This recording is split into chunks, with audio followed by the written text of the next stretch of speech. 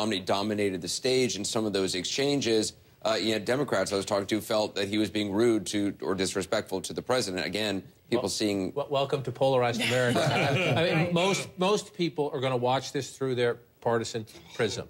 The question is, what is that small group? The question number one is, did they do the business with their base? They have to do that as the most important aspect for both of these candidates because the undecided slice is so small. The most important thing is to keep all of yours and turn them out and keep them energized. But then there is that small slice, and how does that play? I thought the president tactically was being smart tonight in the sense that if you go through where he has started to slump, especially in the state of Ohio, the China attacks and the coal attacks from Governor Romney are working, and the president came tonight to rebut them. The gender gap has closed some. The president came tonight to get, whether it was contraception, whether it was equal pay, to talk about women. He came into this debate tonight knowing where the bleeding was and trying to stop it. Interesting, you also said that the Libya question did not work out well for Governor Romney, even though the president didn't really answer the question that was asked about the consulate in Benghazi, although the gentleman called it an embassy in Benghazi. But you're saying it worked out for President Obama because President Obama was forceful in his response? I think there's no question there are legitimate policy questions and chain of command and communication questions about what happened there. When Governor Romney jumped up to interject, the president did use the word terror that day after, and the governor said he didn't. So at that point, you sort of had this moment where the debate stopped. Candy Crowley Candy fact-checked him in front of the American people. And Governor Romney is right about a lot of what he said. The president went before the United Nations, I believe 6 times in his speech, mentioned the YouTube video, and the administration, other people in the administration at that time, knew it had nothing to do with the YouTube video. There's very legitimate questions about the chain of command, the communication, the interagency cooperation about that. No questions. There are questions for the president. Just that one moment there, just a little bit of deer in the headlights. I thought the president was actually the angriest, the most visibly angered on Libya, where he said that is offensive. It was interesting to see the lines of undecided voters just on our screen. They went way up just in the strength of his response. He said, that's not the way I do business as commander-in-chief. These are people's lives. I know these people. I'm responsible for them. I see them when they come back and Let's bring in our contributors, Republicans and Democrats, too, because I know they are chomping the bit, too. Van Jones? Listen, this was the President of the United States was the President of the United States tonight. There are only 2 things I think that people are looking for. One is, are you a strong leader, and are you on my side? He was clearly a strong leader tonight.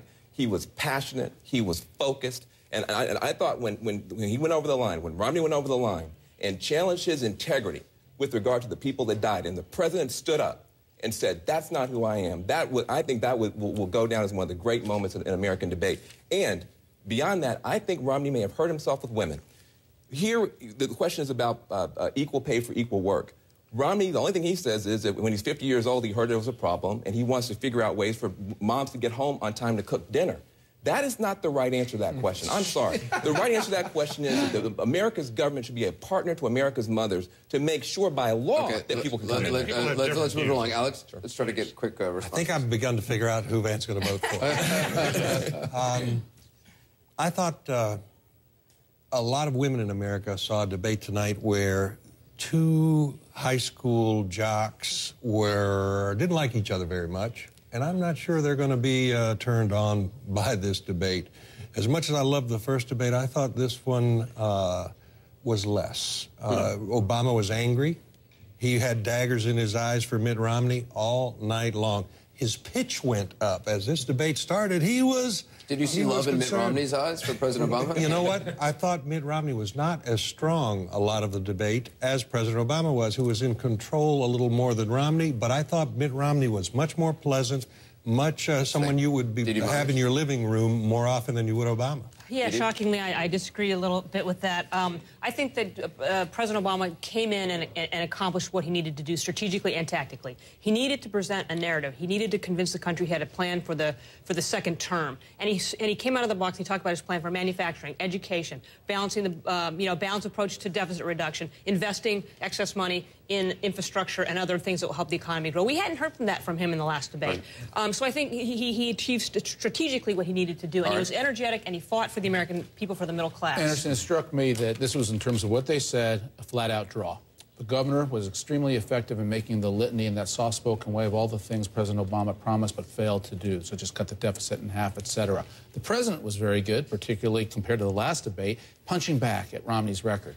But what the president never did, and this is where I give the edge to Mitt Romney, he didn't talk about the future. He did not talk about his specific plans for what he will do in a second term, because he doesn't have it. his whole campaign has to be to take Mitt Romney down. That only gets you so far. David, is that what you tonight? I didn't see the I agree and disagree. Look, I think that President Obama did exactly what a lot of Democrats have wanted him to do for a long time, is to punch back and to point out the holes and to go through those holes. And I thought he did that very effectively. He was on top of his game. But come back to Mitt Romney. I thought he actually had a better strategy, than the president, because he kept on coming back to jobs. And he was most effective when he talked about that was his priority. I don't think he weaved it together the same way he did in the first debate, though. I don't think he presented an overarching vision that people felt like they understood watching that debate. At the end of it, he seemed like a guy who had a little bit of this and a little bit of that, but he didn't have the big narrative. We continue to see Mitt Romney and his wife talking with the Crowd, our expert team of producers and researchers. We were doing a lot of fact-checking. Let's go to Will for that. Will? We certainly have been doing a lot of fact-checking because a lot of facts were supposedly stated. Some were, in fact, facts. Others not necessarily so. We're trying to figure out whether the candidates were actually telling the truth in tonight's debate. John Berman's ready with the first of several reality checks. John? Thanks, Wolf. You already talked about that explosive exchange on oil drilling and energy production on federal land. Let's try to shed some light on it. Mitt Romney claimed that under President Obama, production on government land is down. Production on government land is down. No, it isn't. Production on government land of oil is down 14%. And production on gas is down 9%. It's just not true. It's absolutely true. So what are the facts? You heard 14% there. The Department of Energy says production on federal lands dropped from 2 million barrels per day in 2010 to 1.8 million a day in the last year available. That's 2011. They attribute that largely to the aftermath of the BP Deepwater Horizon spill in the Gulf. So our verdict on that slender little part, the 14% drop in the last available year, is true but misleading. It doesn't tell the whole story of oil production on federal lands, because on oil, the president made his own claims about production on federal lands. We've opened up public lands. We're actually drilling more on public lands than in the previous administration. And the previous president was an oil man. So even with the one-year drop in production we just told you about on federal land, there's been more drilling per year during the Obama administration than during the last term of the Bush administration. So our verdict on what the president said is true. So you can see they went after each other here, really cherry-picking their own facts. Well, much more of our reality checks coming up. Thanks, John, very much. Let's go to the spin room out there, Hofstra University. Jessica Yellen has got a guest first. Jessica? Hi, Wolf. That's right. I'm in the spin room here with David Plouffe, who is one of the president's most senior advisors, both in the White House and on the campaign. David, I know you have to be feeling good tonight, much better than after the last debate. The president was far less polite, let's say, tonight. I'm sure you believe he reversed his slide, at least. He stopped the slide. What do you think he specifically accomplished? Did he close the gap with women? Well, we have a very significant lead with women and have through the duration of this campaign. But the president had a dominant performance tonight. I think he laid out very clearly where he wants to take the country economically, his jobs plan, his plan to grow the economy based on the middle class. I think he exposed Governor Romney, his tax plan, his jobs plan. As the president said, it's a sketchy deal. And I think Governor Romney wilted under that scrutiny. And there were very important moments. The discussion about Libya, obviously. I think Governor Romney looked like someone playing politics, and I think the president looked like a resolute commander-in-chief. I thought the discussion about women's health was a very important discussion to have. So these are important issues. We have 21 days left. This is going to be a close campaign. But we think the president made real progress tonight in really animating the differences between these two candidates. One of the consistent themes throughout the night was the president arguing that Mitt Romney was not fully honest. Is there a challenge for the president in making the campaign too much at this point about Mitt Romney and not enough about what President Barack Obama would do for Americans in a second term? Well, Jessica, you've been out in the campaign trail this tomorrow. Out there, tonight, the president laid out his jobs plan, his view of how we need to reduce the deficit, his foreign policy vision. So I think the president every day is spending most of his time talking about where he wants to take this country. But there are big differences. And, I thought a remarkable moment. Governor Romney could not have been more dishonest when he said he does not support limiting contraception. He supported legislation that would have allowed employers to make those decisions for women. And we're going to make sure every voter in America and every women's voter knows that over the next 21 days. But I thought there was big differences tonight on how these candidates both view growing the economy. Governor Romney is top down. Barack Obama is middle out. All right, and just very quickly, if you would, last debate, you guys predicted in this spin room that if it was going to have an effect, if the president's poor performance was going to have an effect, we'd see it in the polls. We did. Do you think this performance will show up in the polls? Do you think the president will start doing better in the next 2 or 3 days? Listen, we've always thought this was going to be a close race. I said that night, by the way, you'd see it in Ohio, in Iowa, Nevada. So when you show me Governor Romney winning those states, then I'll listen to you about his momentum. Governor Romney does not have a credible electoral college path to the presidency, and I think that was made a lot harder tonight.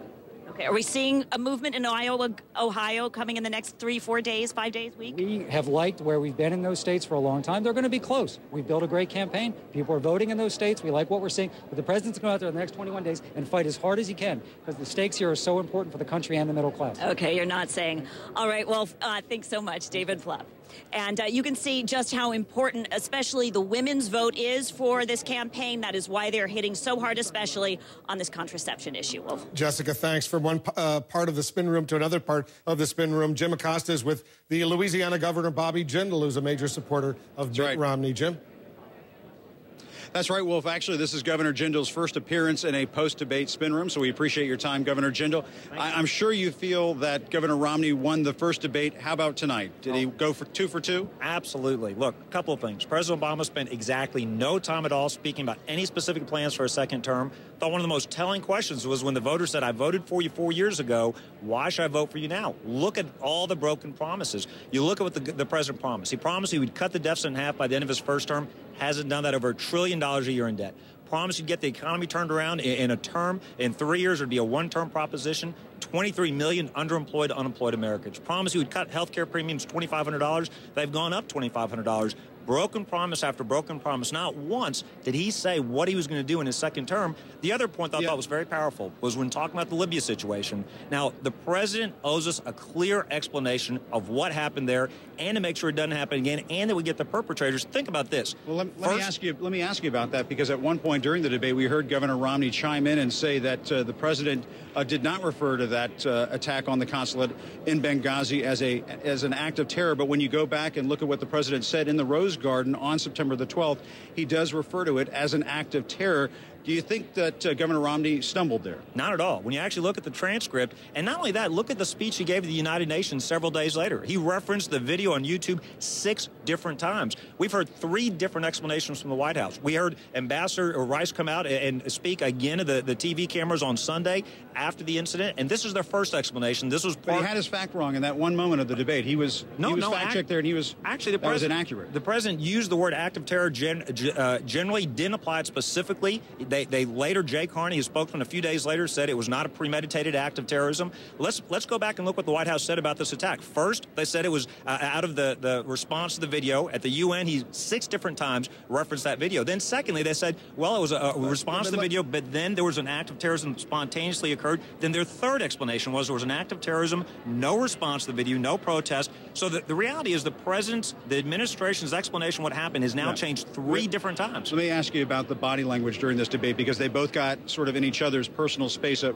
a couple of points during this debate. Did you expect that? Look, I don't blame the president. Obviously, last debate didn't show up. This debate, I'm sure his advisors told him, drink all the Red Bull and caffeine you can. The problem is not his oratorical skills. The problem is his record. You can combine their speaking skills of Presidents Reagan, Lincoln, and Winston Churchill, Prime Minister Churchill, and you still couldn't defend this record. So I wasn't surprised he was more aggressive. He still couldn't cover up a failed 4 years and the fact he has no policies for the next 4 years. All right, Governor Jindal, thank you very much for your time. Wolf, back to you. It sounds like from the governor's standpoint, the president had his Red Bull, and from the sound of it, I think Governor Jindal did as well. Back to you, Wolf. Not surprised. Both campaigns are claiming victory right now. And we want to welcome our viewers in the United States and around the world. I'm Wolf Blitzer. We're here in the CNN Election Center for comprehensive analysis of tonight's second debate between President Obama and Governor Mitt Romney. It was a much more contentious encounter than their first debate. There were times when both candidates really went after each other. And we're going to be very interested to see the results of our scientific poll of debate watchers, people who actually watch the debate. We're going to find out who they think won. That's coming up in a little bit. Also, our reality check team headed by John Berman and Tom Foreman, they will continue to pour through the candidates' answers. We're trying to get to the bottom of who was right and who was wrong. Also, Aaron Burnett standing by with uncommitted voters in the very important swing state of Ohio. We're going to show you the points during the debate when they gave the candidates the high